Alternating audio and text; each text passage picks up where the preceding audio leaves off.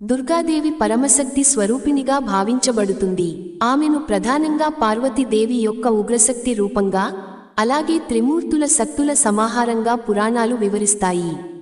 ఒకసారి మహిషాసురుడు అనే రాక్షసుడు తీవ్రమైన తపస్సు చేసి వరం పొంది దేవతలను మరియు లోకాలను బాధించసాగాడు. అతన్ని ఎవరూ జయించలేకపోయారు.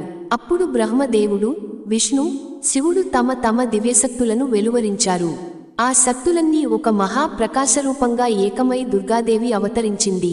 అమ్మవారికి ప్రతి దేవుడు ఒక ఆయుధం ప్రసాదించాడు.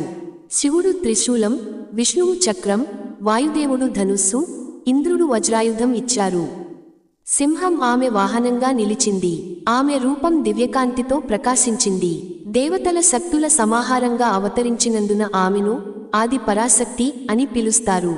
దుర్గాదేవి మహిషాసురునితో ఘోర యుద్ధం చేసి చివరికి అతన్ని సంహరించింది. అందువల్ల ఆమెకు మహిషాసుర మర్దిని అనే పేరు వచ్చింది. ఈ కథలో దుర్గాదేవి కేవలం ఒక దేవత మాత్రమే కాదు, సమస్త సృష్టిని రక్షించే పరమశక్తి అని స్పష్టమవుతుంది. ఆమె ధైర్యం, నీతి, సత్యం మరియు శక్తికి ప్రతీక.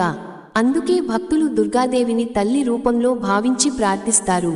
ఆమె అనుగ్రహం వల్ల భయాలు తొలగి ఆత్మవిశ్వాసం పెరుగుతుందని విశ్వాసం. దుర్గాదేవి అనేది శివశక్తి, విష్ణుశక్తి, బ్రహ్మశక్తి పరమదివ్య శక్తి స్వరూపిణి.